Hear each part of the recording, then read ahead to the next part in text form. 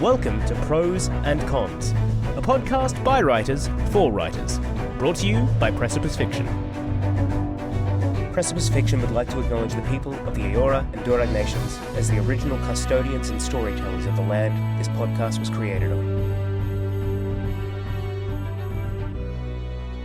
Welcome to the Prose and Cons podcast. We are a podcast for emerging writers by emerging writers because sometimes we feel like prose and sometimes we feel like cons.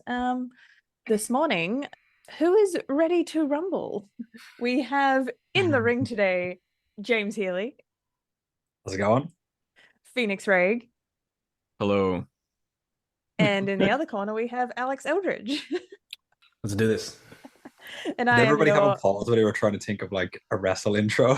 I almost said more. That's why my intro kind of stopped at with a weird tone because I was gonna say something and I just didn't. Yeah, same. On the spot. So I was prepared. I could have hyped everyone up a little bit more, but we are a fatal four-way here today, and I am your commentator of the match, Ali Burnham. As you may have guessed, there's a bit of a theme to today's podcast.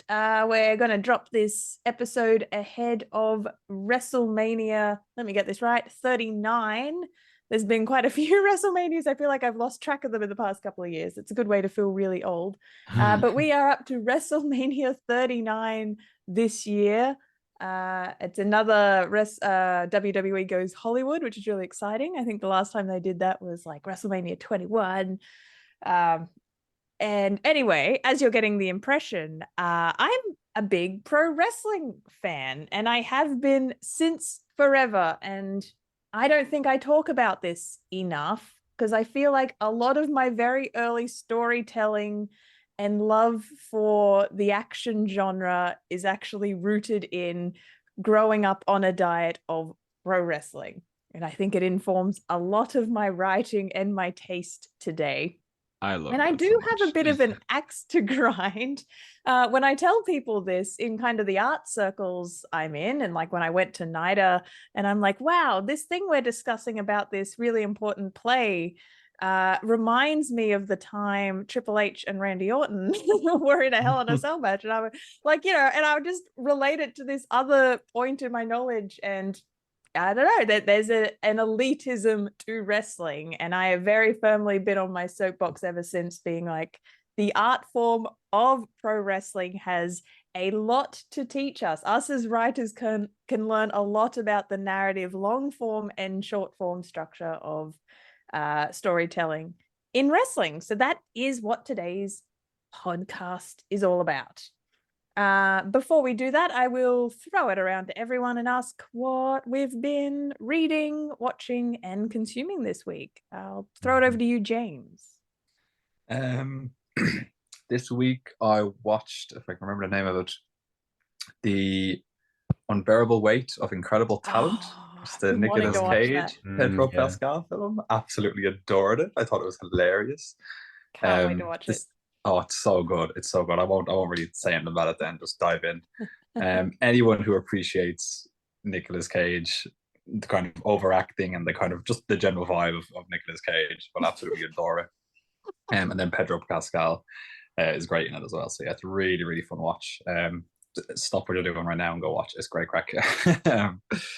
That's yes, pretty much all I've been watching. Been doing a lot of writing. I think I've smashed about 3,000 words over the past 2 days of Scavenger's Tread, which is the novel I'm working on. Nice. I'm sort of doing a second pass on the first draft because I realized I skipped massive chunks of it because I was kind of unsure of what the characters were doing and where they were supposed to be. So now I'm going back and doing, I can't call it a second draft because so much of it is not there. So it's just a second pass of the first draft, and it feels way more cohesive now that I know where everything's going. So I'm able to come in and write it with a sense of pace and build the character friction and stuff like that. So that's going pretty well as well. Good feelings. How are you going, Phoenix? Oh, I'm going great.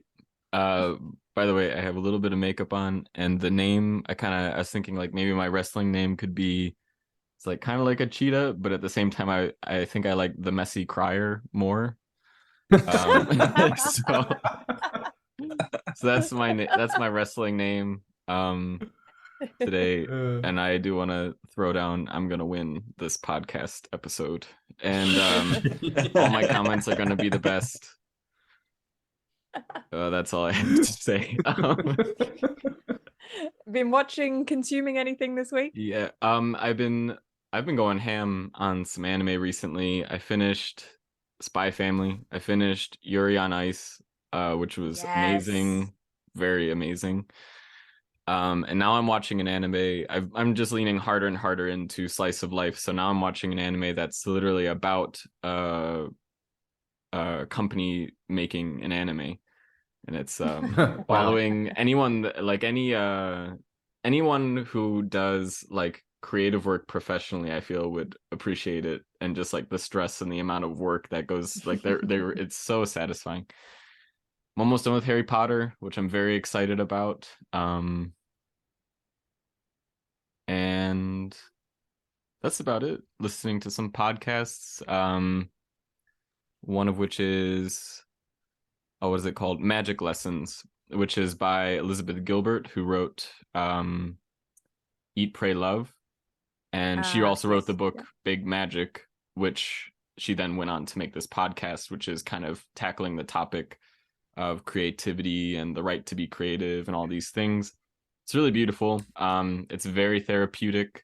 I feel like this podcast, you'll probably like that podcast. It's very therapeutic as a writer as well as a general creative. She has dancers on there, all these people struggling with different creative aspirations, and then like we'll have some sort of more established person come on to kind of talk about the person's problem at the end. So like one I listened to had Neil Gaiman at the end, and him and Elizabeth Gilbert just talked about some woman that was having trouble with her second novel and the pressures from things like that.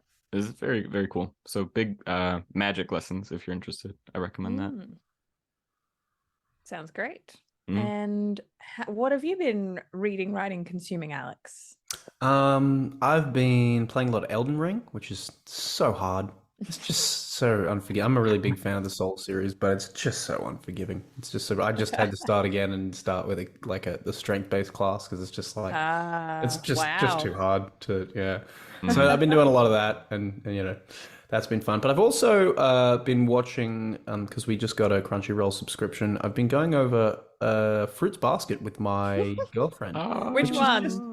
The new one. The newer version. Yeah. Which is just the nicest little shoujo. It's just like one of the things that annoys me about animes, and this is maybe more of a pet peeve than me than the actual form itself, is that the episodic form of things, and it's by no means just confined to anime. The episodic form of it often feels a little shoehorned in. It's like, yeah, okay, you did a whole cycle there, but for this one, for every episode, it just ties in so nicely with the previous ones, and it's like, oh, there was a legitimate bit of character growth here. That it's just like, I don't know. I haven't seen a whole lot of shoujo, but it feels like it feels like very high tier level of that. So I'm really enjoying that, to be honest. It's it's just nice to. I don't know if you'd call that technically slice of life, because it is contiguous, but it is very charming. So I've been watching. Yeah, no, I love the narrative.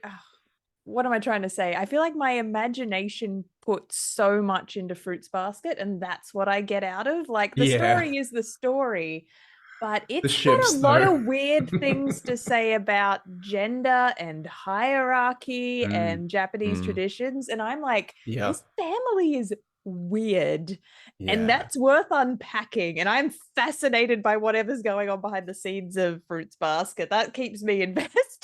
There's a lot to unpack for sure. Like the girl who comes in and you're like, is there some BPD going in here where you like go in and you love the guy and you beat him up, and like, I don't know.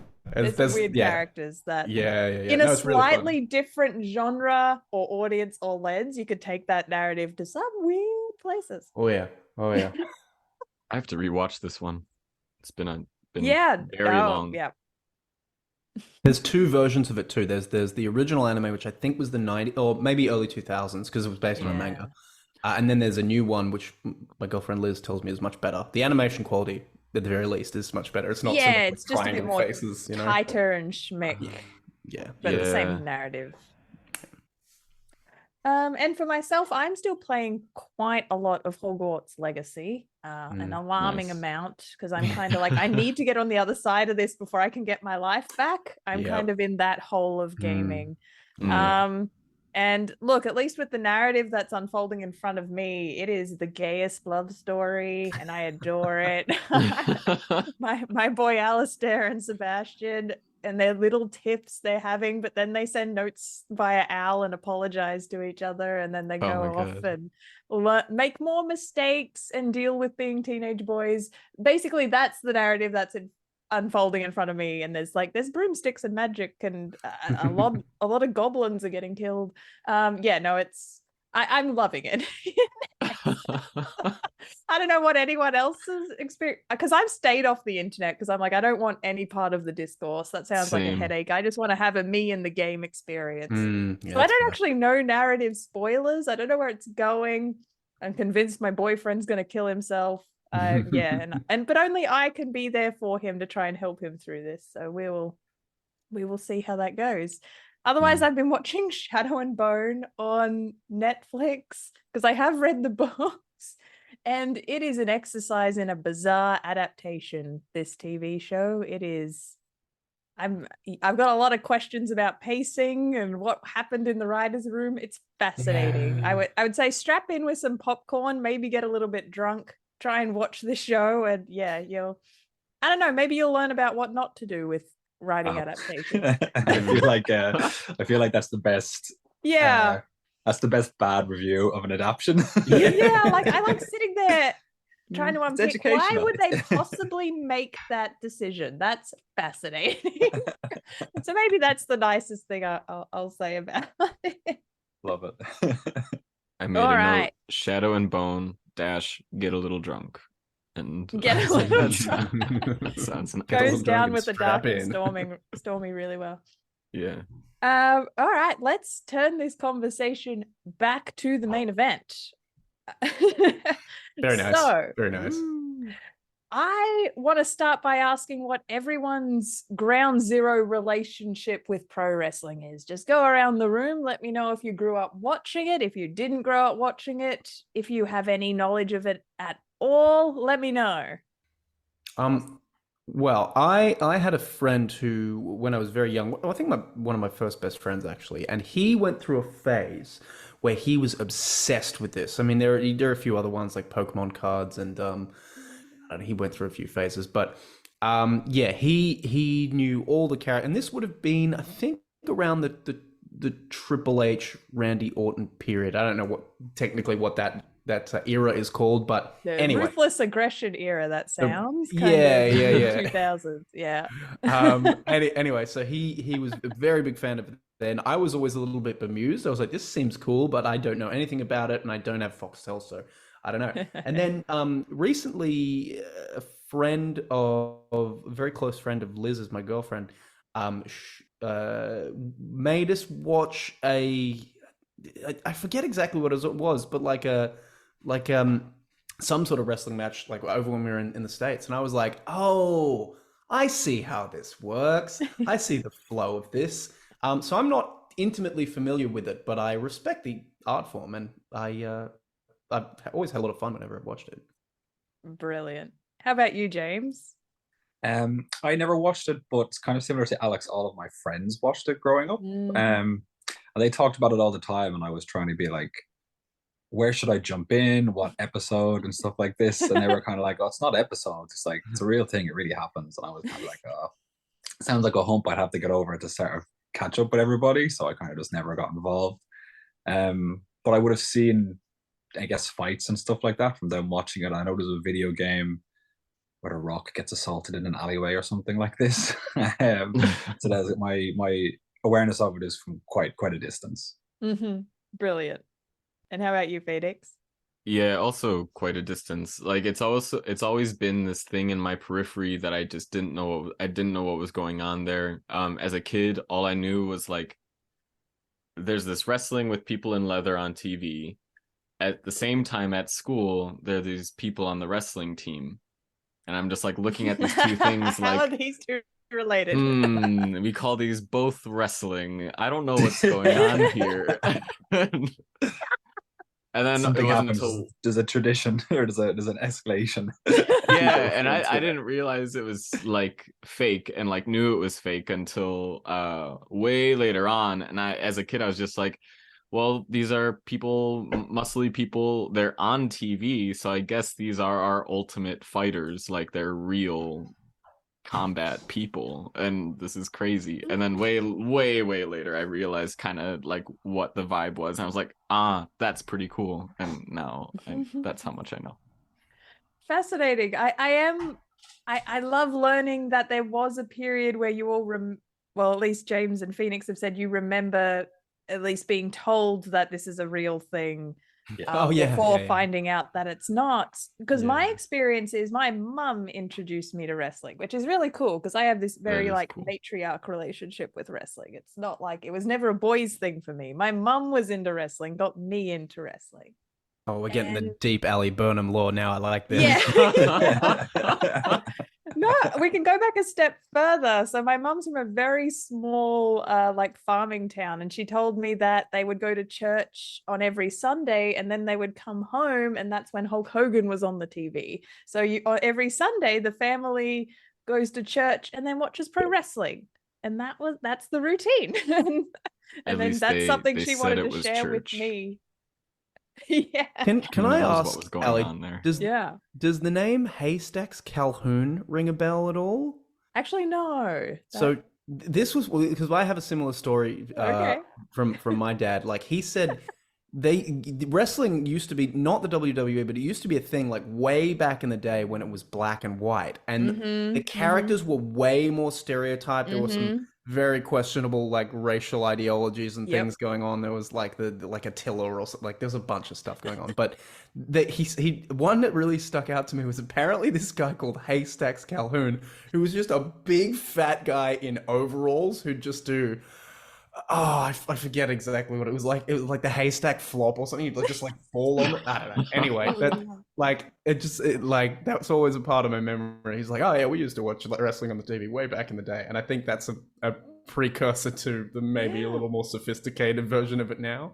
Anyway, I adore that it's kind of this intergenerational thing, that it's, you love it as a kid, and then you get your kids into it, and then now we're reaching kind of almost era 3 of that. Like parents are getting, so it's in the same way that, you know, the parents who grew up reading Marvel comics are now taking their kids to the Marvel movies. Like it's wrestling has that same lineage of fandom, and that's really special. In the same way that comic books are an ongoing story that's never really ended, so is wrestling. So you can just come in and out of the narrative across decades and find out who's doing what when. But yes, my relationship with it is, maybe I didn't have it growing up really young, because again, we didn't have Foxtel, and it was a big deal. I remember when we first got Foxtel when maybe I was 12. And Mum's like, half the reason we're paying for this is because it's time that we brought wrestling into this house. But I never, so back to the point I was making, I never believed it was real. I don't have a memory of ever thinking it was real. It was always the sports entertainment show. And I think it's because my mum's favorite at the time was Undertaker and Kane. And if you've watched that wrestling video, he does a good job of summarizing that the Undertaker is a wizard and Kane is a demon, and they send people to hell when they beat them in a match. And sometimes they have powers like lightning and fire, and all the other wrestlers find this very scary and dangerous. So even as like a 12-year-old, by then you're like, well, this is an awesome variety show with pyrotechnics and athleticism, and choreographed dance moves that are like dangerous, and these people obviously love their art so much they're willing to like risk getting hurt. And like there was just that adrenaline is fascinating. It's like, obviously it's planned, they're going to jump off the top of this Hell in a Cell cage, but oh my god, what kind of person would do that? And they must care about this industry and this art to a degree that they're willing to put themselves through that. And I've always been fascinated by that that tension that this is an art, this is the thing people train for, this is something they love, and obviously they're fueled by the adrenaline of being in front of the crowd, being performers, and I think we can all kind of tap into that. To take a step back, and I'll also show off my shirt while we're talking about this. Is my DX shirt. Shawn Michaels, Triple H, and it's also got like bums on the back. And one final, so Shawn Michaels, we're going to talk about Shawn Michaels a lot today, for the fact that Shawn is the greatest wrestler that's ever existed. He also just happens to be my favorite. I did meet Shawn Michaels once. I've seen him in person twice, and I've got his signature. For people watching the YouTube version of this, I'm holding up a bear, who is he's wearing Shawn Michaels leathers and get up. And he has his signature on his stomach. So that's one of my prized possessions, my Shawn Michaels bear. It also has great hair, the bear. He has excellent hair. It's very very 80s. I'm loving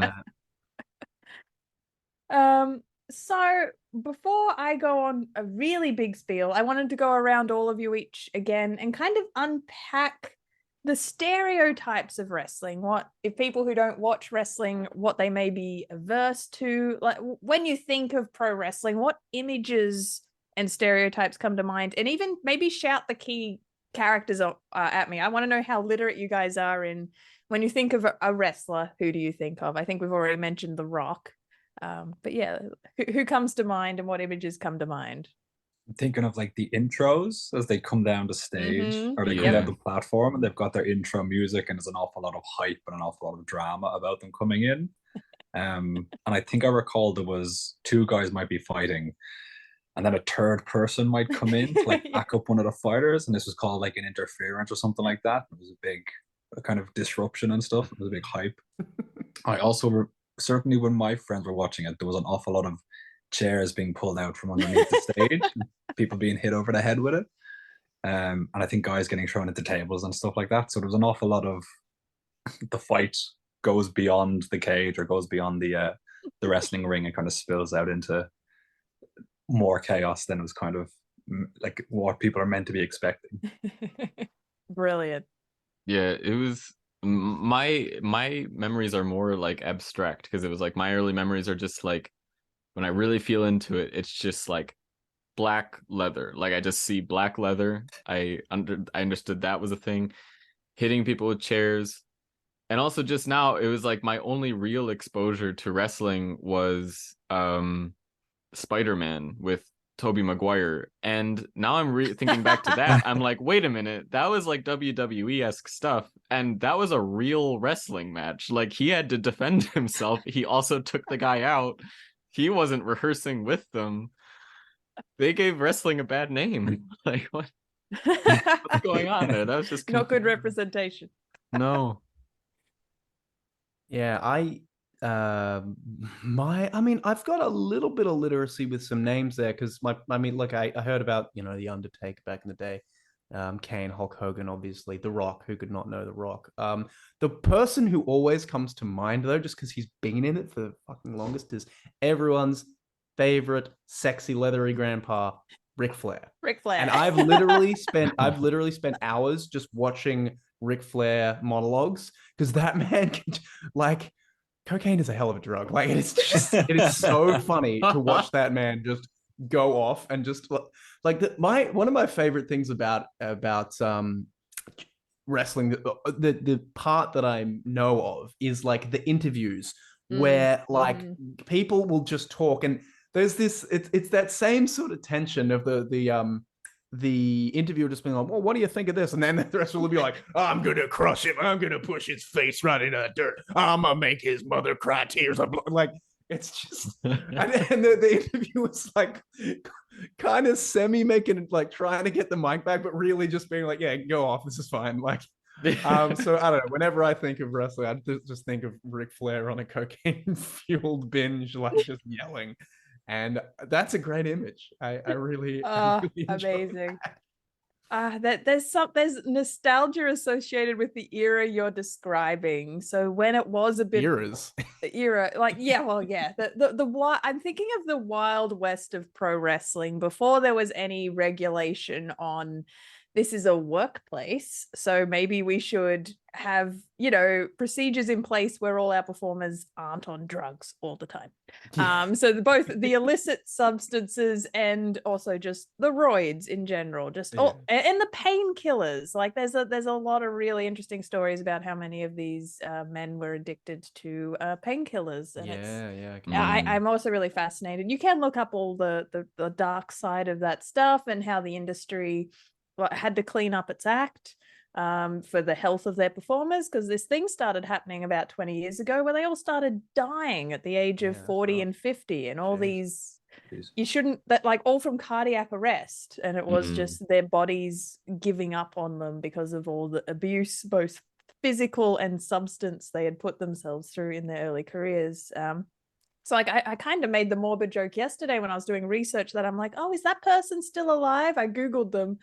They're not, but they had made it to 65. And I'm like, that's actually a good innings for a wrestler, getting to 65. Like The Rock got left. They die young, and they started realizing this, and like a lot of unidentified concussions. So even concussion awareness in other sports has only really become, I don't know, tracked and important in the past, I want to say 20 years. Before then, concussions, they're like, he bumped his head, he was dizzy, he's fine. But now we have a greater awareness about how serious concussions are and how seriously they need to be taken.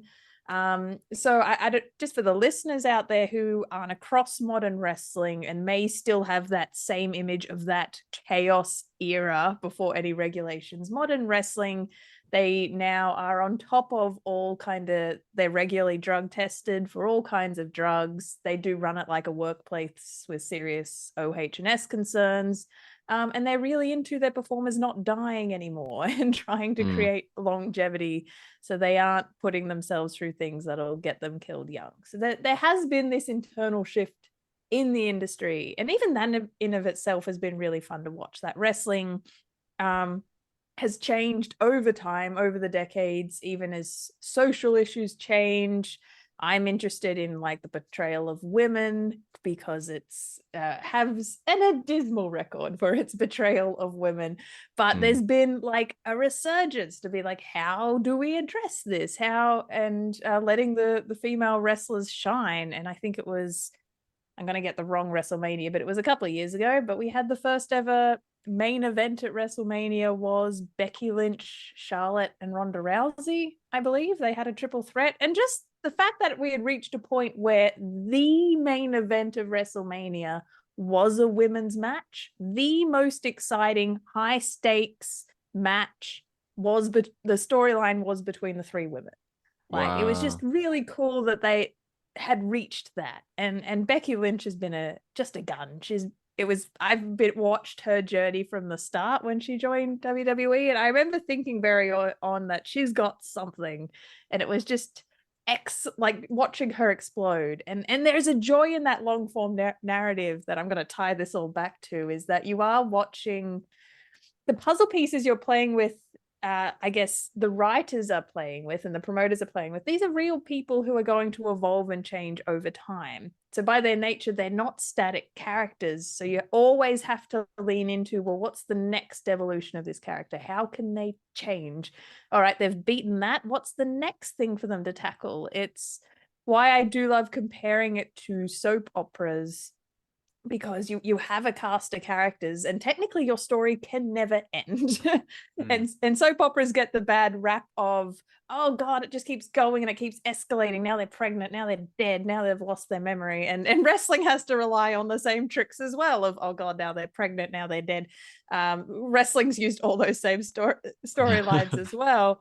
But it's because they've got to face the next thing. It's ongoing. They achieve one pinnacle, either they got to get knocked down or they got to find a new opponent who brings out a new side of that character. I guess I'll take a step back and talk a little bit about how I love wrestling as we've talked about Save the Cat on this podcast previously, and in the Save the Cat, the screenwriting advice book, he talks a lot about make it primal as a concept, and your story will resonate with an audience if you make it primal, and that means tapping into sex, violence, victory, defeat, all the things that would get cavemen excited. And I think wrestling is and that's advice for modern screenplay writing. It's like, you could be writing your crazy sci-fi, you could be writing your heady drama, fine, but find the really primal emotional beats and sell those. And I think pro wrestling is a masterclass in make it primal.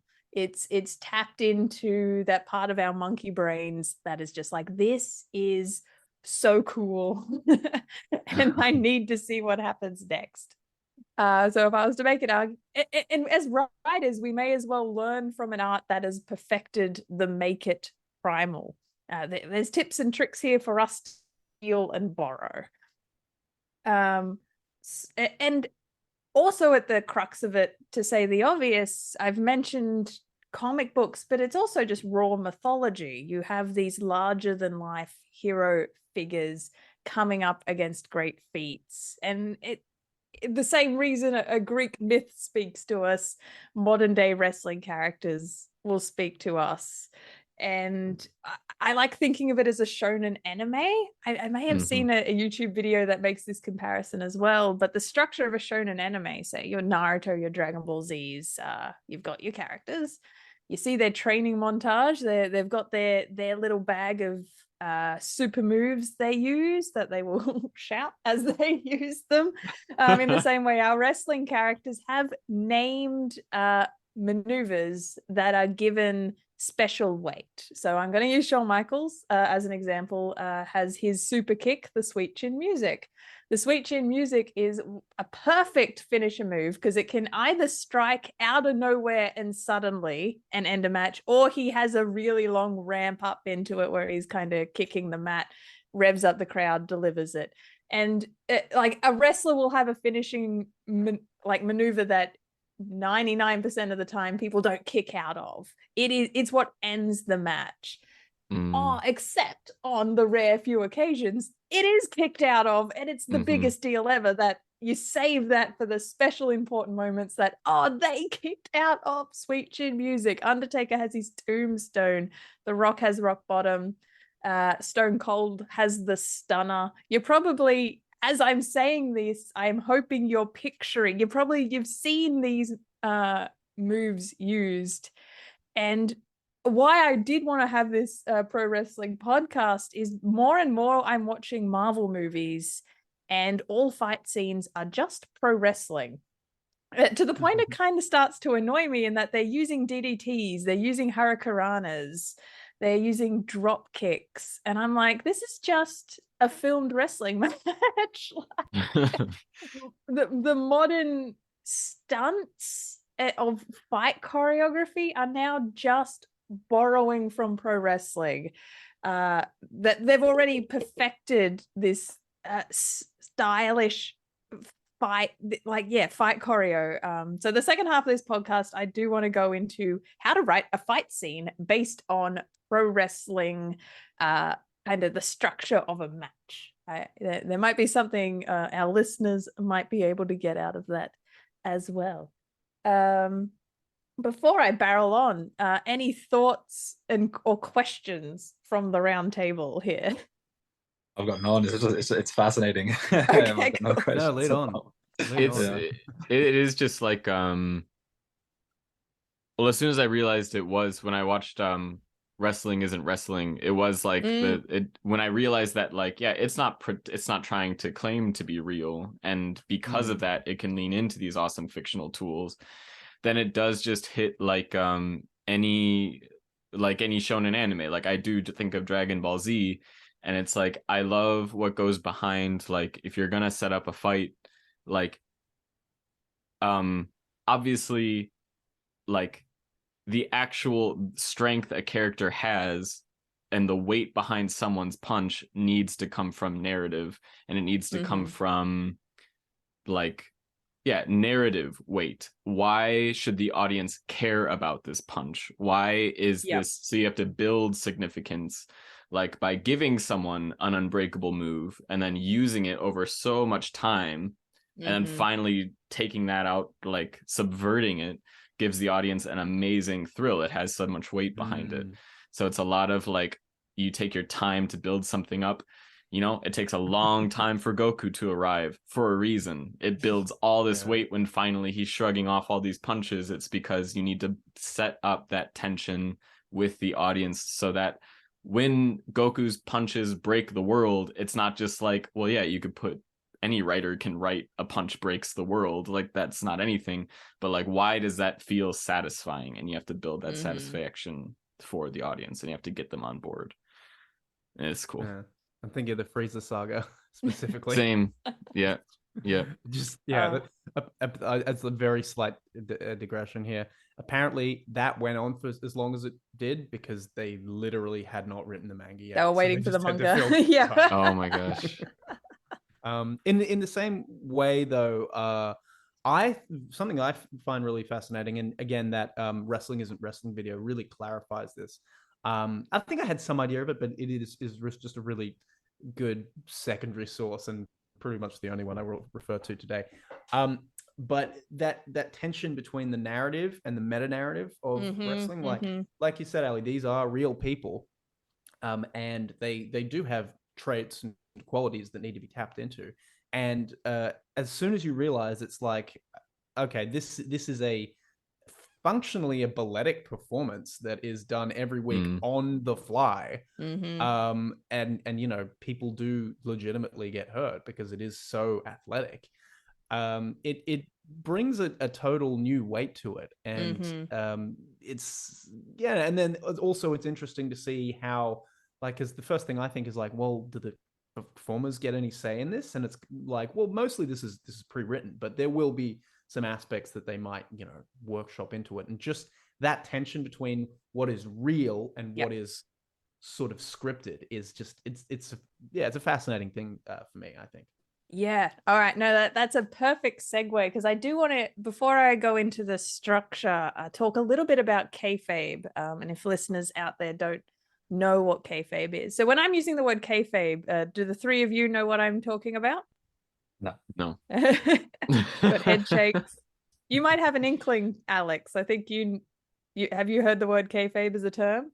No. It might come back to me when you bring it up, and I might recognize it. All right, cool. Does it stand for? I love wrestling culture. Does it stand for kinetic fables? And it's how someone can hit someone with a chair should now. and they're fine. It should. Okay.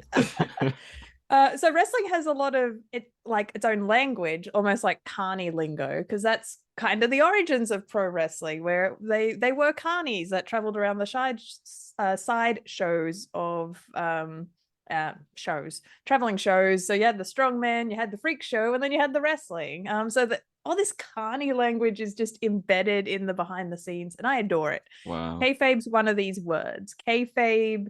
For context, I feel like if a wrestler listened to this, they're like, who's this woman talking like she has authority? I'm not a wrestler, but I've been in and around it. I have wrestling friends, and I just more think of myself as a lifelong fan academic from the outside. So I may get some things wrong, but I am primarily talking to the people who have no idea, and I'm introducing these things for the first time. So kayfabe is the lie. Kayfabe is wrestling is real. So you use it in a sense of, did he really hit him? Oh no, that's kayfabe that they did that. Or you gotta keep up the kayfabe. If you're in character and you're a heel character, you're the bad guy, and you're out in public and you decide to be a dick to a child, that's you maintaining kayfabe. Wow.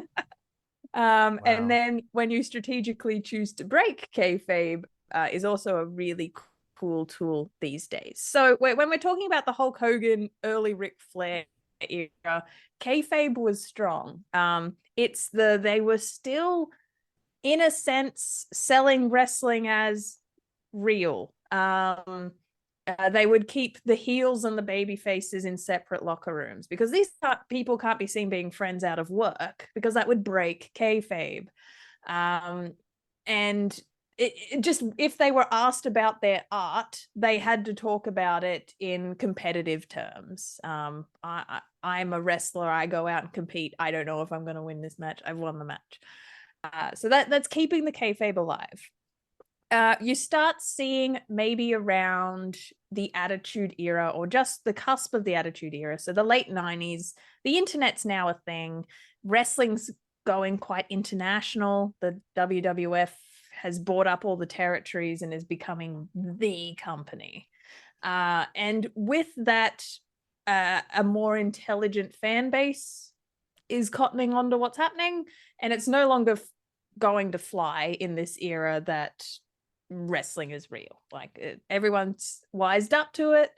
So kayfabe itself had to evolve in this era. That it was kind of left aside that we're no longer going to pretend that wrestling's real. That's not worth our energy. But this fun meta thing starts to evolve, where the fans would speculate at, well, who genuinely doesn't like each other? Because these stories do get out. In the locker room, that person genuinely thinks that person's a dick, and they don't work well together. That's a true fact.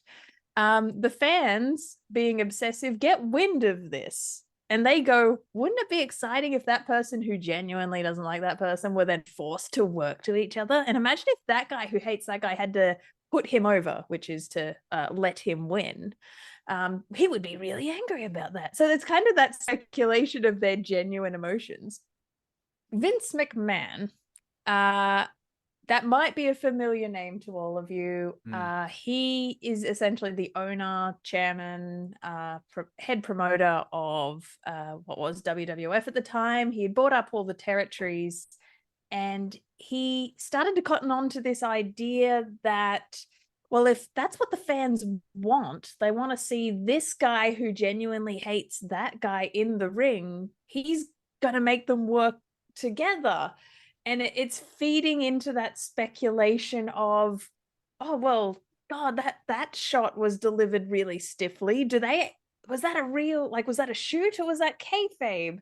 So suddenly the fans are watching it, no longer sure what's real heat between the wrestlers. Do they genuinely hate each other? Is it a work?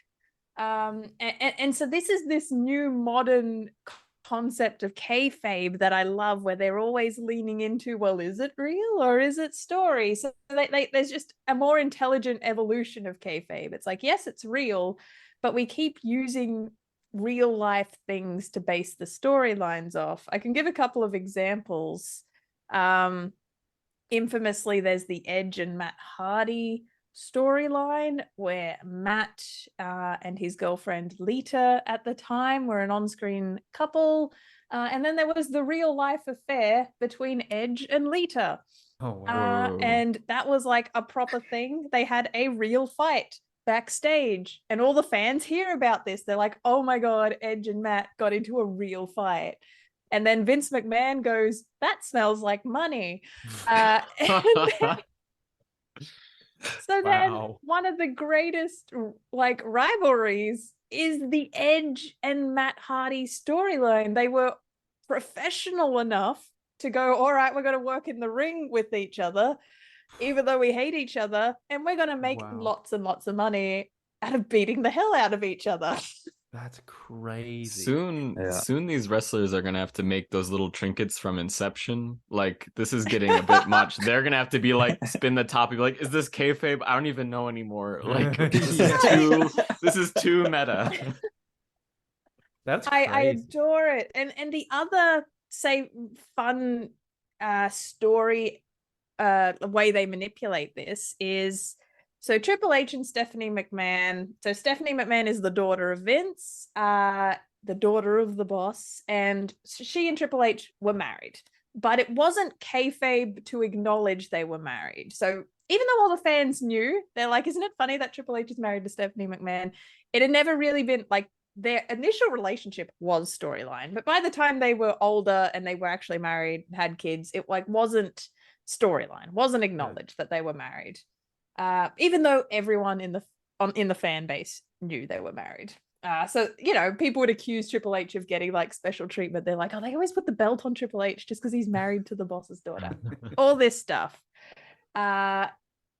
Elegantly, they were setting up for a Randy Orton Triple H feud.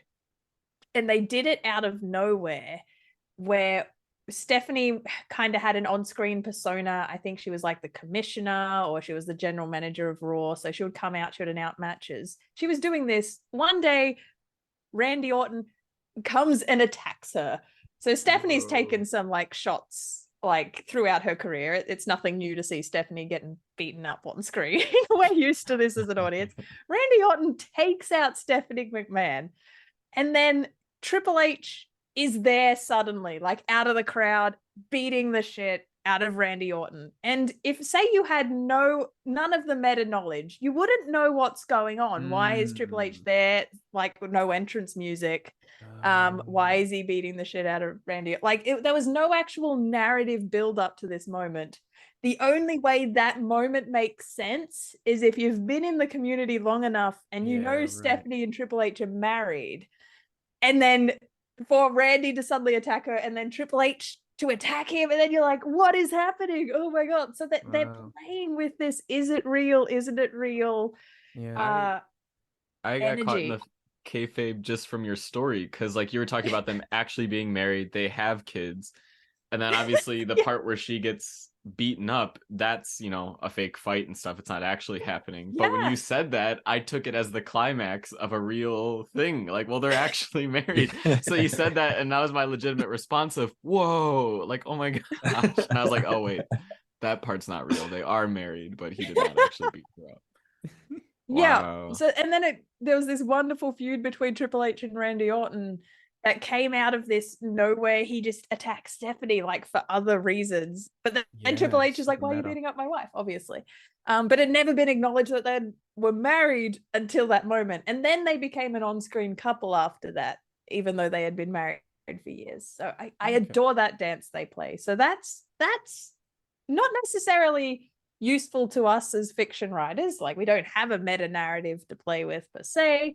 But I find it fascinating regardless, and it's an excellent reason to study like the art of wrestling and what they're doing in that space with storytelling.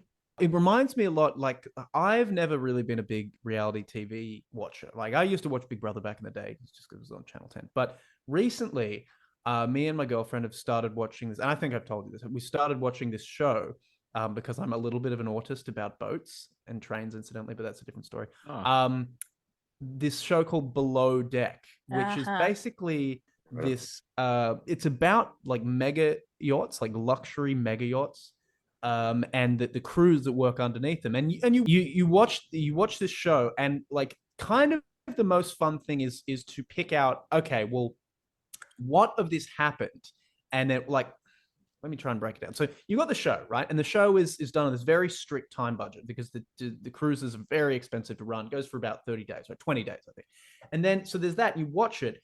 And the most fun thing about it is to pick out, okay, well, what happened and what did they show and what storyline did they pursue and which storyline was not pursued.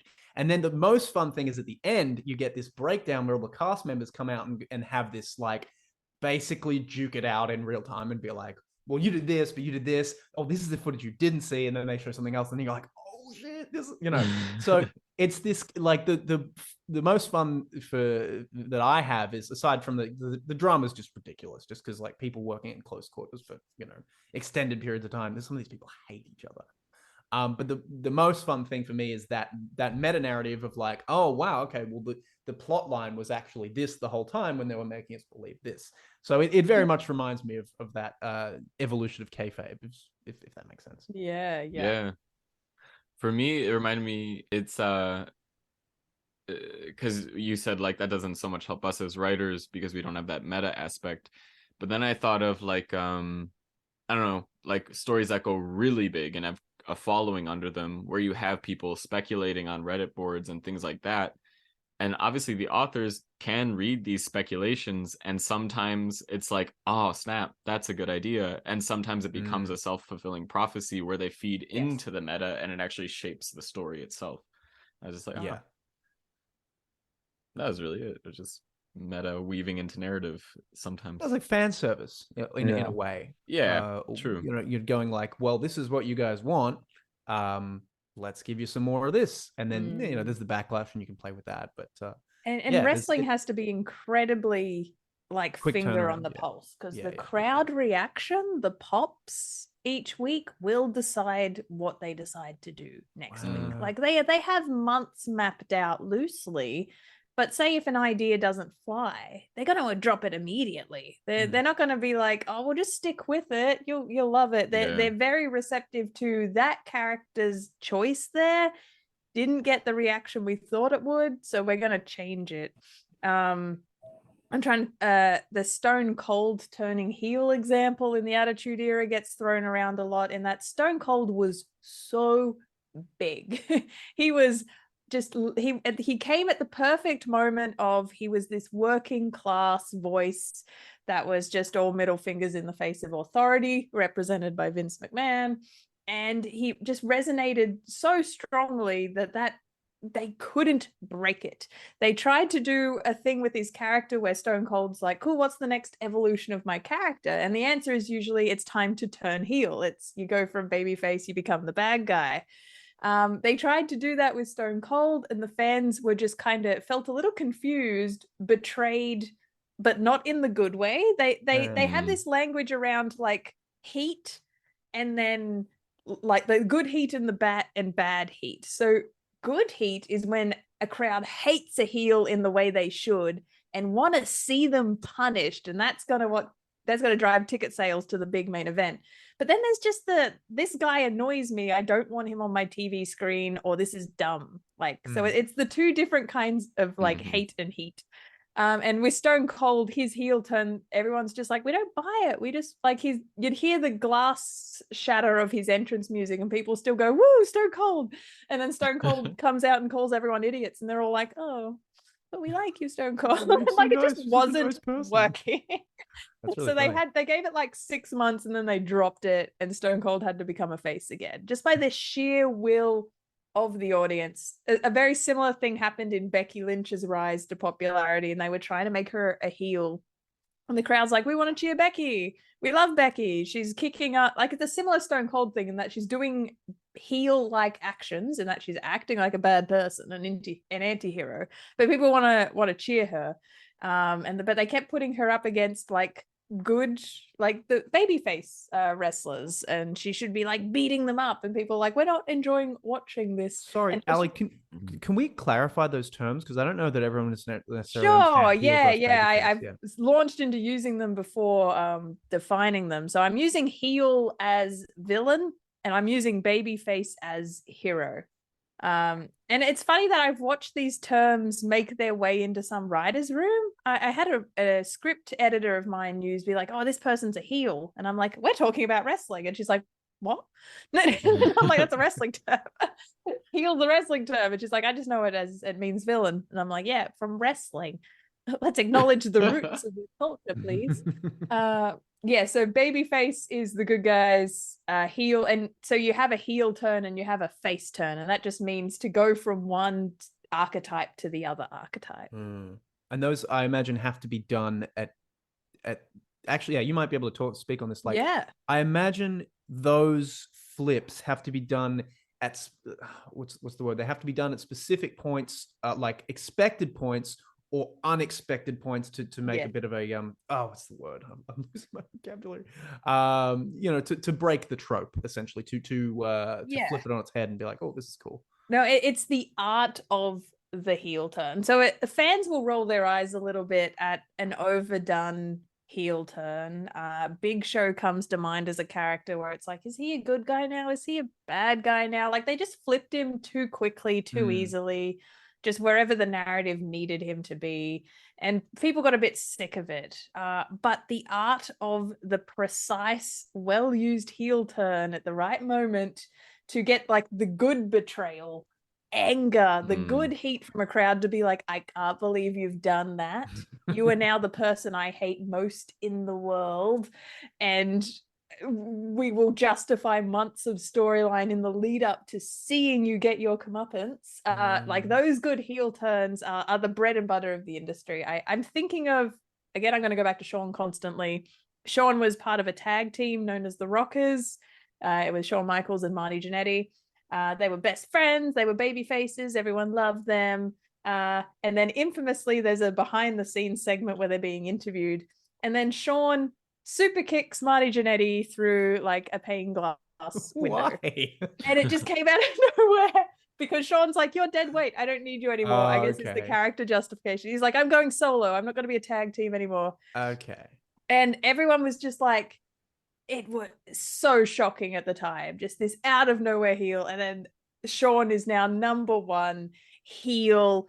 And it sets up the perfect like betrayal of friendship, Martin Jannetty versus Shawn Michaels for the next couple of months. Just beautiful. The other famous one, you may have seen this image in popular culture, the NWO.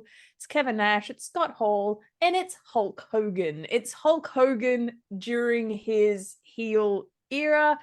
So it was just, it had never really been done before to take someone like Hulk Hogan, who represents everything you think he represents. The take your vitamins, drink your milk, be strong, all American, just the hero of popular culture. He's that era. It's now the Attitude Era. What can be done with the Hulk Hogan character? And they decide to turn him heel for the first time ever, and he joins NWO, and it just blows the fans' mind. And Hollywood Hogan worked really well. Like, Hogan actually pulled it off. He was a great heel. Everyone hated him for it. It was just mwah. It was the long-running joke for John Cena's career, where everyone's like, are they ever going to turn John Cena heel? They never really did. In the end, John Cena remained untouchable superhero John Cena. But the fans are always like, what if they did one day? what if John Cena goes heel? Currently, one last example, sorry. Roman Reigns, as we're heading into WrestleMania next weekend, the main event is Roman Reigns versus Cody Rhodes. Roman Reigns was famous for many, many years being a forced babyface, in that they wanted him to be the guy everyone loved and cheered, but he was just never quite over with the fans. The fans were like, he's a bit bland. We don't like him. But if he went heel, that could be cool. And they played silly buggers for a long time about, are we going to turn him heel? Are we going to turn him heel? They finally did. And he's been the most amazing heel. The storyline they're running with him as heel has been some of the best writing in modern wrestling history. So I'm very excited for the Cody Rhodes Roman Reigns culmination of that story next weekend, just because they've done that, the art of a good heel turn. I did want to spend a bit more time talking about how wrestling is almost an industry built on good villains, because I feel like modern Marvel movies, and even in our own writing, we put a lot of emphasis on the hero, the hero's journey, the protagonist, and the villains are secondary. And I find pro wrestling fascinating because pro wrestling is almost villains first, heel first. You've got to get the heel right. You don't have a good conflict, and you don't have a satisfying climax and resolution if your heel doesn't work. You can cheer your hero all you want. Great, you've got John Cena. All the kids love John Cena. They're going to pay money to watch John Cena. They're going to pay money to watch The Rock do whatever. Great. But who can you pair that against for an interesting dynamic that's going to make a fantastic, just who's going to bring out a different side of the hero, push their buttons, and actually be a threat to taking the belt off them? Who's going to put them through a genuine trial? And it's the make it primal. Who do we want to see either be punished for their misdeeds? Because the only way a conflict can resolve in wrestling is it's got to reach a point where words no longer work. And again it's going to happen, but it's like, this is a conflict that can't be solved with words. We've got to push it to a point where we're so invested and pent up, where we're like, words are off the table. Negotiations aren't going to solve this conflict. The only way this conflict can have a satisfying narrative is if it turns violent and someone is physically punished for what they've done. And so you've got to push the buttons to reach that point, and you need a heel that deserves to receive that punishment. and I adore that as a storytelling tool. Is it because I know a recent trend in superhero movies where it seems like well, yeah, because like initially, like a lot of it sounds like with wrestling, there was a lot of propaganda in the villains. Like it was like more like nationality based, and nationalism was played a bigger role and stuff. Yes. And then as we've progressed, like especially more recently, people get really interested in like I even saw a video kind of making fun of this a little bit, like how Hollywood currently writes villains. And it's like just this person giving all these reasons why someone like they did something terrible, but look at all these reasons that make you wonder if they're actually a good person. And we're dipping more into this gray area villain where it's like, ooh, like they've done a bad thing, but like, can I fault them because they've done all this? I'm curious to know if that's starting to seep into wrestling, where their heels are now more of these gray area heels, where it's not pure just like, ooh, they're evil. Is that becoming a trend in wrestling as well? There's sophisticated characters, and the example I will use is the Shawn Michaels versus Undertaker match at 2025 at WrestleMania. Oh, it's gonna be a good one. Yeah, it's a while away, but Allie, the in. audience isn't ready to know about your site. We need to Ixnay on the script. Yeah, no. But I'm almost of the opinion that it still works best when it is quite black and white, because we are driving towards this primal end goal of either this clash of ideas. One idea needs to defeat the other idea, or this person needs to be defeated by this person. And the more the more ideas you add onto it, muddies that a little bit. We're looking for a very distilled final beat of this story, but that's not to say they haven't done that. Heel versus heel matches, I think, with complex heels work better than babyface versus babyface matches. It's kind of infamous that hero versus hero matches don't work well. The crowd in the heat of the moment doesn't know who to go for, and you get a quiet crowd. And no one likes that energy. The more simpler you can keep the script, the crowd knows their job, and they know who they're cheering for. I'm going to use Undertaker and Shawn as an example, because how they set that up is Undertaker's never been defeated at WrestleMania. He was 16-0 at the time. Shawn Michaels is getting towards the end of his career. He doesn't really have anything left to prove. He's literally known as Mr. WrestleMania, the greatest wrestler. But he's like, I've never defeated Undertaker at WrestleMania. I want that notch on my resume. What a great way for me to like top off my career by doing this. He's like, I need a challenge because I've done everything, but I haven't done this. And Undertaker obviously has this demon from hell persona, and Shawn, which leading into the meta narrative, everyone knows he's like a Christian in real life, and that was kind of what saved him from his addiction. So that's the real story of Shawn. He then leans into this persona where he's now wearing Undertaker's trench coat and hat, but he's wearing a white version of it. He has like this heavens symbology going on. Oh, that's very cool. Yeah, so you got Undertaker all in black, Shawn's all in white. At WrestleMania, he descends from the rafters while Undertaker comes up. Oh my gosh. Well, like it's this beautiful clash of heaven and hell, except Shawn is technically the heel in this clash. So we want to cheer for Undertaker because at the end of the day, we don't want the streak broken. The streak is too important to wrestling as a concept, Undertaker's career. The streak can't be defeated. Undertaker's a good guy. He's always been the hero at WrestleMania. Shawn Michaels is the challenger. He's trying to break the streak. He's the bad guy. We love Shawn. He's the Christian. He wants to defeat the demon is his rhetoric, but he's going to be positioned as he's technically the heel. So I've gone into this match being like, I love Shawn, but we can't lose the streak. The streak's too important. And so it's the closest you're going to get to a face versus face, but they still need to position Shawn as the heel, the challenger, so the crowd knows who they're going to go for. Even if we love Shawn, it's going to be satisfying when he loses and fails to beat the streak. The that's a good segue into, because we're reaching the end of the podcast. I will talk about the 7 stages of a wrestling match.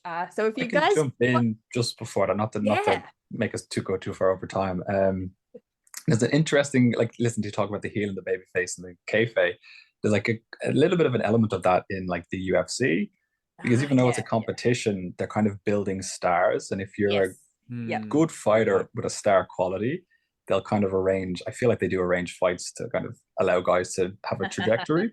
Obviously, when fights get set up, there's a lot of trash talking, and that's to develop a sense of rivalry and hype. And if someone is coming up through the ranks of a weight class and there's a specific champion, they're going to start calling that person out early on. So you can have these rivalries that start to go on for maybe a year. There can also be guys who like don't like each other. But one of the best kind of heel babyface storylines, this was a rivalry that went on for years and years, was John Jones and Daniel Cormier. If anybody recognizes those names. John Jones, I may not remember exactly who was who at the time, but I think John Jones was the champion. Daniel Cormier was like up and coming. And John Jones was the babyface. He was very respectful, really, really good fighter. He had a great like reputation and a good kind of brand image. And him and Daniel Cormier seemed to have like a genuine rivalry, where there seemed to be more stuff going on behind the scenes that people were hearing about but didn't know what was going on. And then when they came to do their face-off before their fight, it broke up into a real fight, and Daniel Cormier would get knocked down and the signposts all got knocked down. This was kind of before the UFC had done anything like that. Whoa. So they had this very famous, I think, CNN interview immediately after this. It was about 5 minutes where they're asking them about the rivalry and they're asking them about where does this come from. And Daniel Cormier is saying how John Jones is very disrespectful and he's rude and he's this and that. And John Jones is like, well, look, I think we're just professionals. I'm very ashamed of what happened. We're here to promote a fight and there could be a little bit of trash talk and things get heated. I think that he's misinterpreted some things I've done and I'm sorry about that, but at the end of the day, we're professionals. And Daniel Cormier is like, you're so fake, man, you're so fake. And Daniel Cormier is really coming off as the heel. They have their fight, John Jones wins, and people are talking about, will there be another fight? And in the space between the next fight getting set up, John Jones crashes his car into a pregnant woman's car while high on cocaine and flees the scene, then returns to the scene because he'd left like 30 grand in the car. Oh my God. Oh my God. So he goes to jail for this. And as you do. When he, because this is in not the meantime, this is not kayfabe, this is real. Daniel Cormier then becomes the champion in the meantime. And John Jones gets out and he's saying, well, you beat everyone in the division except me. I'm still your biggest challenge. But now John Jones is the heel. Yeah, right. And CNN released they released the rest of the footage from like the live camera of that infamous interview. Jesus. Because the camera had been rolling for about 3 or 4 minutes before they went live and had been rolling for a few minutes after they went live. And the two guys are sitting in separate rooms, mic'd up, and John Jones is just sitting there staring off into the corner, and he knows Daniel Cormier can hear him, and he's just like, you there, pussy? Can you hear me? I kicked your ass just now. I kicked your ass. And he is just threatening him and threatening him and threatening him. And then when they step into the interview, like a switch goes, he just turns into like a different person, and he's there, he's being friendly and he's chatting and he's really manipulated the narrative. 100%. Crazy. Interview ends and he switches back into, I'm going to kill you. I'm going to kill you in this fight. It was crazy. And then they released it and everyone's seen this. And John Jones has just been like the ultimate heel after that. Like he's just a psychopath. Absolute brilliant.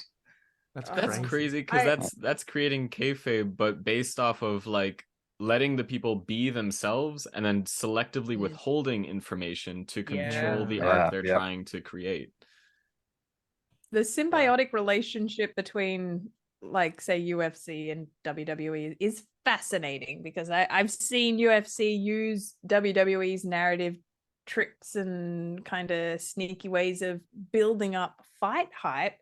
And then at the same time, wrestling loves to, say, invite Brock Lesnar and Ronda Rousey back and turn them into professional wrestlers, but they will lean on their reputation as real fighters for their stories. So spoilers, I was talking about Undertaker's undefeated streak. Guess who they had finally defeat Undertaker's undefeated streak a couple of years back? It was Brock Lesnar. And the reason they gave it, still think it's the worst decision they ever made in the history of wrestling. But obviously the thinking behind giving it to Brock Lesnar is Brock Lesnar can genuinely beat the shit out of no one can actually beat Brock Lesnar. So that's why he was a mountain.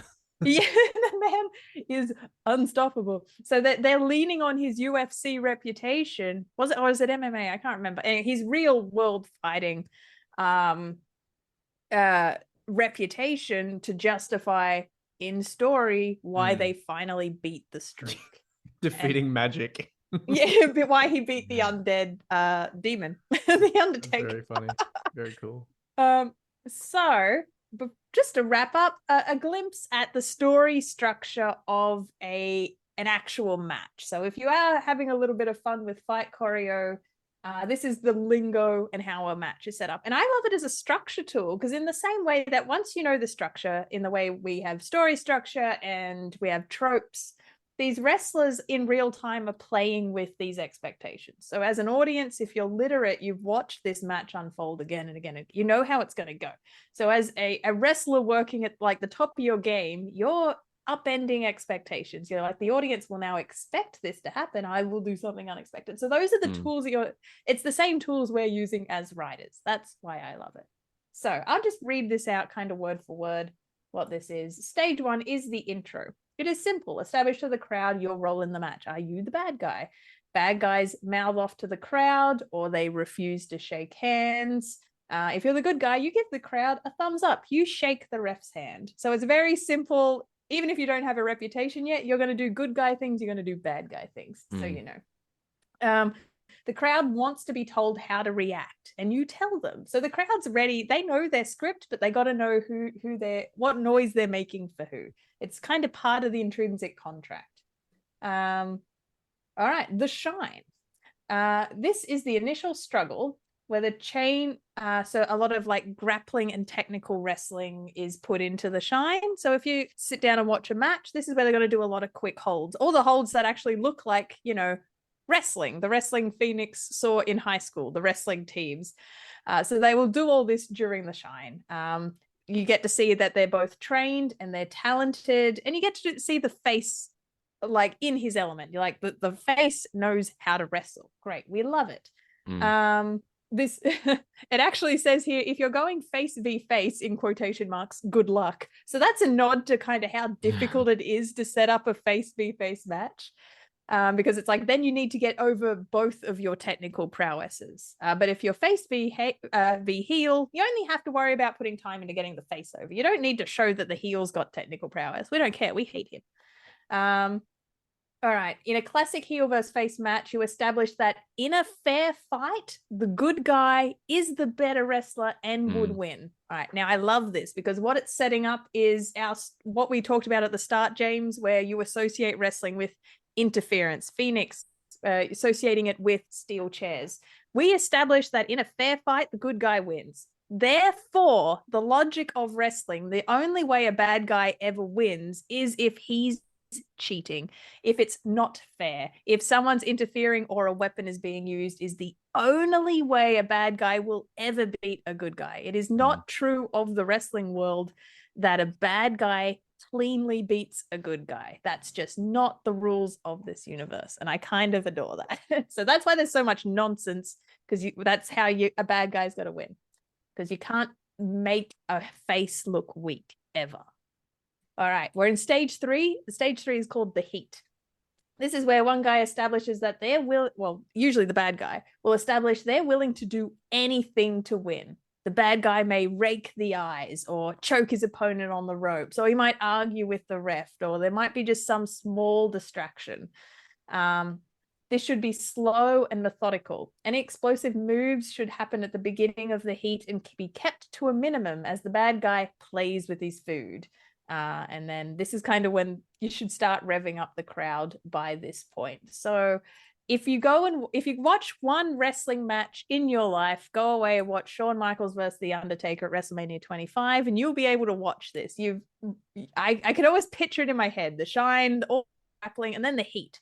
We know by this point in the match, Shawn is the heel because he's starting to look desperate. So his character stuff is he's starting to panic and realize he can't beat the Undertaker. The Undertaker is a technically proficient wrestler. He may not have it in it, but he can't lose this. He's like bet his entire career onto this. It's so important to him that he breaks the streak. So he's kind of got Undertaker up against the ropes, and he will, in wrestling, you have to the count of 5 to like not push them on the ropes anymore. And that's just a little tool to be like, oh, that's Sean's pushing it all the way to count of 5. That's not a good guy thing. A bad guy only, bends the rules that much to the count of 5. So you start seeding in that Sean's the desperate one, and he's going to break some rules here. All right. Stage 4, the comeback. The heel has the hold locked in, yells at the crowd that the hero is going to tap. So tapping is submission. And that's when the face starts to slowly get to his feet and break the hold. Again, Shawn versus Undertaker. Shawn had Undertaker in a hold, and it was a big deal because no one gets the Undertaker in a hold. But the Undertaker, and he also, Undertaker is famous for he doesn't submit. But it just seeds in this doubt of like, oh shit, is Shawn going to be the one to make Undertaker submit? We're going to break the streak via submission? Oh my God. So Shawn has him in a hold. Will he tap? And usually if you are a bad guy, you're taunting the crowd. You're like, I've got him in a hold. He's going to tap. He can't break out of this. But it's the comeback. So the hero starts to reach either for the rope to break the hold. He's going to lift him up and he's going to break it. It's going to be great. But it's only about 30 seconds long. It's not too, you want the crowd cheering, but you don't want to blow all your cookies just yet.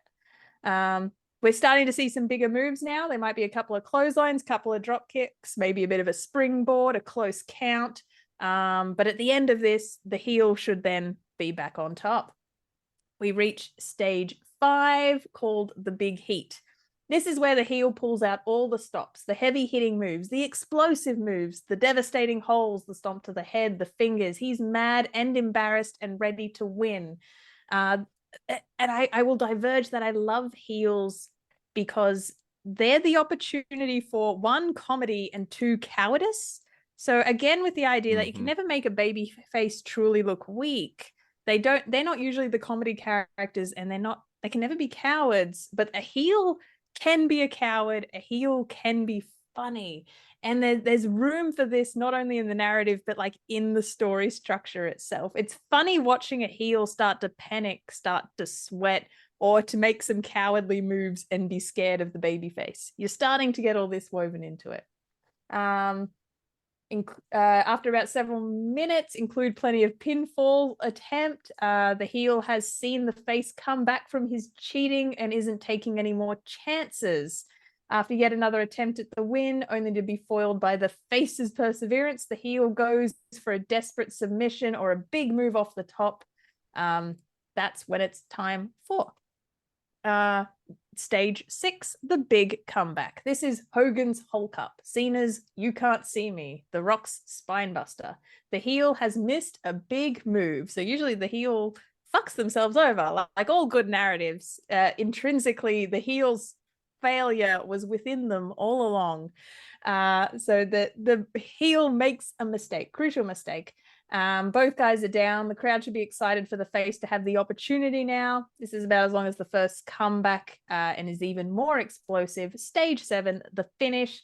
The finish can be simple or complicated. It's either just hitting your finish and a pin, or it's a big dirty roll up by the heel and or a run in a DQ. So again, I love how it's being like, if the heels win, this is when you have an interference because he can't win clean, or this is the clean win by the babyface. Takes place after the big combat. If the crowd is hot from a good guy hitting their comeback, they'll pop even bigger when he wins. So pop is the word, the industry term for when a crowd goes nuts, a big pop. But they'll be even more devastated when he loses. So yeah, just as a fun aside, I've seen some of the wrestlers out of kayfabe use the word pop on Twitter. So like one of them will make a joke and the other one will tweet back, pop. Like that's just how they talk to each other. Adore it. So in conclusion, that's a very basic fight structure you can use. The 7 stages of a wrestling match. It's so good. It's your bread and butter. And now if you go away and watch wrestling, you will see these beats. You will see that how important the heel is to the success of the fight. I took notes. while you were saying that. I'm like, I just want to write this down. This is a very good structure to know. And then, you know, you learn the structure, and then you could find out how you can subvert it, how you can twist it, how you can break it. Yes. Based on the characters you have set up on either side. If you do have good guy versus good guy, or anti-hero versus anti-hero, or like good guy, or your villain is a gentleman villain in the sense that they're doing terrible things but have that like odd code that they live by. Like James, you mentioned, what's it called, where you have it's like in Vietnam or something, and you have the police officers trying to invade the building, and you have I remember you talking about this movie, and I love this movie, but I can't remember what it's called. It's like, do you remember The Raid? The Raid, the Middle Eastern movie? You have the one villain who's the Mad Dog, and he's just looking for that fight that pushes him to his limit. So anytime he corners a person, there's this odd silence where he lets them get up, lets them get themselves ready and into their prime fighting position. He puts his gun down. He puts his gun down. He wants the fight, the true fight. And because of that sense of honor, there's this weird sense of respect. Like, he has a higher power that he honors, which is the fight. And because of that, the fight structure works differently, because in a sense, like the audience has something where they're like, I respect you. I hate you. I want you to lose, but I do respect the fact that you respect something. So that fight has to work a little differently, as opposed to the cowardly cheater who like has people hold people down and stuff like that. Things like that. Yeah, no. Also terrifying, because he basically says, "This is what I do. I'm going to beat you to death." It's like, okay, we're not taking any prisoners here. Yeah. As a subversion, it's making me think of Shawn Michaels versus Ric Flair at WrestleMania 24, which is Ric Flair's retirement match. And it was billed as, I think Vince McMahon's like, you're getting old, Ric Flair. Either you beat Shawn Michaels and you can stay, or if he beats you, you got to lose. And it is this wonderful like mentor dynamic they have going on, where Shawn doesn't want to retire his hero. Who wants to retire Ric Flair, the Ric Flair who's been around forever? And it's just emotionally charged. Again, that technically Shawn is the villain. He's the heel of this match. He's got to defeat Ric Flair and end his career. But no one wants Ric Flair to lose. Everyone's like fucking crying. You go and watch that match. The crowd's in tears. Shawn's in tears. It's all real emotions because it's Ric Flair's final match. And yet he's got to hit him with the super kick and defeat him. I even just saw a meme going around the other day where it's just, you know, like it was My Heart Will Go On is playing in the background to this final moment where Shawn super kicks Ric Flair, because it's just the meme of the crowd being like, we were all crying that day. So check out that one for a subversion of the heel hero dynamic. And again, just thinking of Undertaker and Shawn, that moment there where it says the villain makes a mistake and lets the hero get the upper hand for their big comeback. I can think of the exact moment in the WrestleMania 25 match where Shawn takes a big leap from the top of the ring to the outside. He misses. It's his traditional elbow drop, and he just plants straight on the ground. You're like, oh God, Shawn, he's old. Why is he doing this? He's broken a rib. Then Undertaker goes to start his comeback, but Undertaker does, and so if it was a traditional match structure, Undertaker would successfully do this leap over, hit Shawn, the momentum will start kicking off, but Undertaker does this massive leap and he lands on his fucking head. It's like, it's a disaster. The move is actually a disaster in the moment, but it was planned that he would miss it, but it looks real bad. And so as fans, you're just like, oh, they're all genuinely hurt. Who's gonna win? What's happening? Oh God, Undertaker was meant to hit that. He missed it. And it just keeps you off balance the whole time. It's so well done. So suddenly that's when they start messing with the structure, those two, because they're geniuses who have been at it for decades. Anyway, if I haven't sold you on pro wrestling, that's a shame. If nothing else, go and watch the one match I keep talking about, and go and steal some long form tricks about how you can keep a character evolving over time, steal some fight choreo tricks. And at the end of the day, I do want to talk, like, I just want to make sure you leave with the idea that the foil to your hero is probably one of the most important tools you'll ever possibly write. As all of wrestling talks about, Stone Cold was only successful as a babyface because Vince McMahon was his foil. This idea of he wasn't even a wrestler. He was just the boss of the company. He was the authority that Stone Cold had to rally against as the voice of the working class. So your hero can only be as strong as your hero is my final wisdoms for this podcast. Any final thoughts from the crew before I end with a quote? Great breakdown of like the fight scene and how that works. I'm definitely going to watch a few of those and take some notes for writing. But it seems like, I don't know what it is. It seems like it has the texture of like, that would like be engaging and that would get you behind it. Like, yeah, I definitely want to watch the WrestleMania coming up. That's for sure. Got binge, so we can do it. All right. I have 3 quick quotes that for me I found quite funny, but sort of encapsulates some of this primal stuff we were talking about. Make it primal, make your action primal. You're going to tap into your audience wanting to care. And at the end of the day, it's whipping your crowd into a frenzy that they need to see how this ends. And that's just great story fodder right there. The crowd is letting Kurt Angle know he sucks in case he had forgotten, is a quote from Jim Ross, a commentator. And I love that that's a wink, wink, nudge, nudge at kayfabe. Hard work pays off, dreams come true. Bad times don't last, but bad guys do, is a quote from Scott Hall. It's even got a rhyme in there, so you can even find poetry in your pro wrestling. It's got everything. And the last one from Mick Foley is, I would rather hurt a man than love a woman. Wow. And something about that really struck me. That is intense. There's a few layers to that one. That's primal. Yeah. That's got violence, that's got sex, it's got everything. Yeah. It's if you want to summarize that frenzy of pro wrestling, it's the I would rather hurt a man than love a woman. Wow. All right. This has been Pros and Cons, a special podcast on why all storytelling is wrestling and should be wrestling. If you enjoy our podcast, please leave a review on Spotify or wherever you listen, or leave a YouTube comment. We would love that. We would love to get this content out there.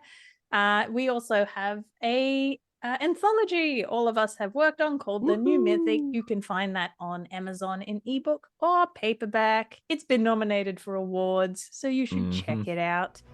And we will see you all next time. See you later. Bye.